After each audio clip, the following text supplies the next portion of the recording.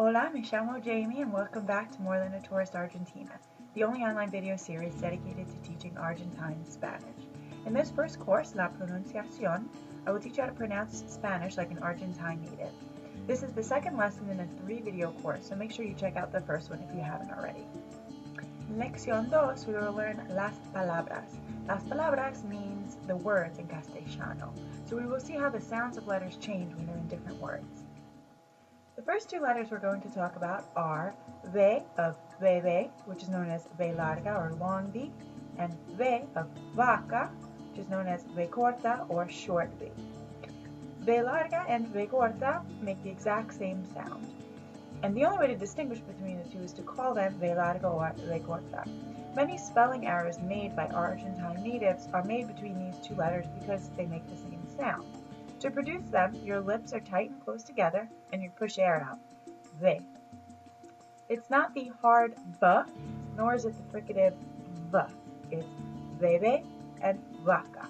Now let's listen to our native speaker, Sofia, produce a few words that begin both with V larga and V corta.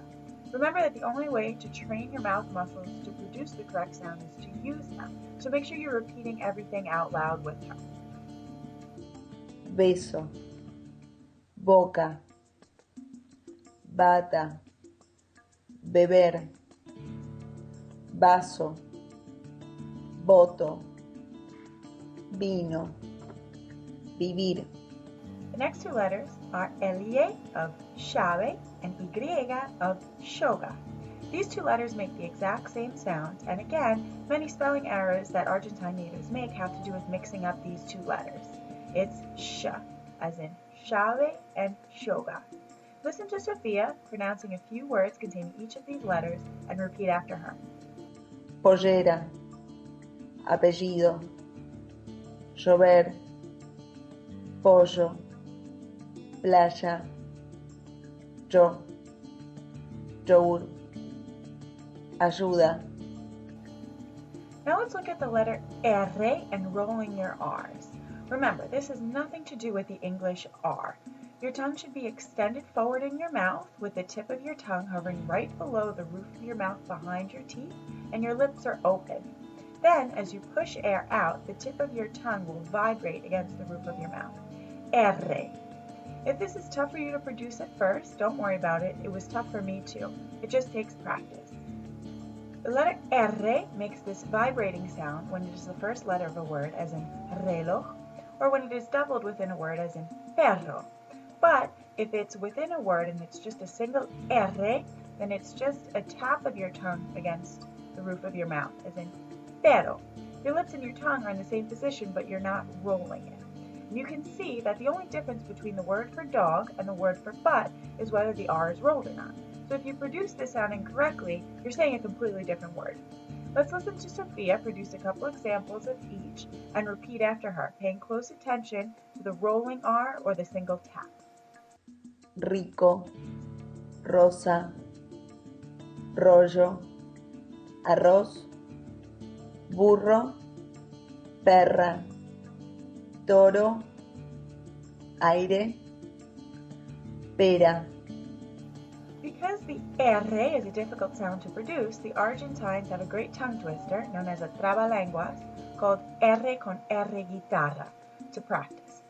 Listen to Sofia recite this tongue twister and learn it for yourself to help you practice. R con R guitarra, R con R barril, que rápido ruedan las ruedas del ferrocarril. Y un poquito más rápido es R con R guitarra, R con R barril, que rápido ruedan las ruedas del ferrocarril. You remember from the first video, we had two letters that can make completely different sounds. The first is C of casa and cero, and the second was G of gato and gente.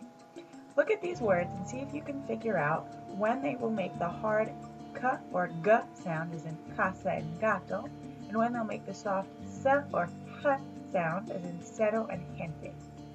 Exactly, it has to do with what vowels follow them.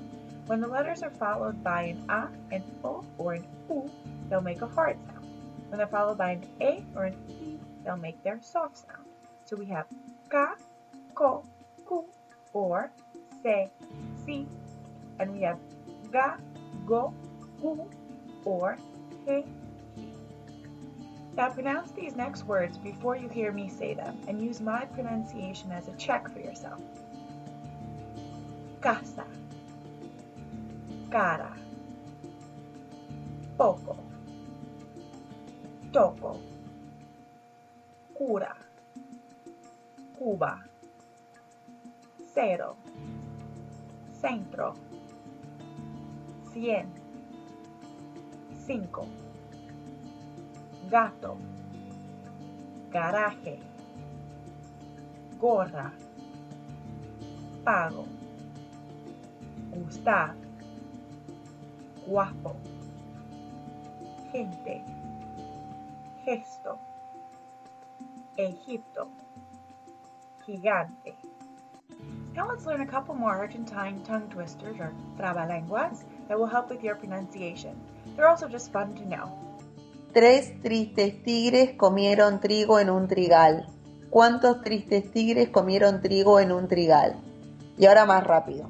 3 tristes tigres comieron trigo en un trigal. ¿Cuántos tristes tigres comieron trigo en el trigal? Pablito clavó un clavito. ¿Qué clavito clavó Pablito? Pablito clavó un clavito. ¿Qué clavito clavó Pablito? Finally, try to pronounce the next few words with Sophia. These are difficult for many English speakers to produce, either because of the complicated vowel combination or because they're just long and it takes time to fall into the rhythm of Castellano. While you repeat the words, see if you can figure out which syllable to stress within a word. I will talk about accent marks and stress in the last lesson of this course, Lección 3. Europa. Río de Janeiro. Anaranjada. Next, check out Lección 3, el acento, where we'll talk about what accent marks mean and what syllables get stressed. Hasta pronto.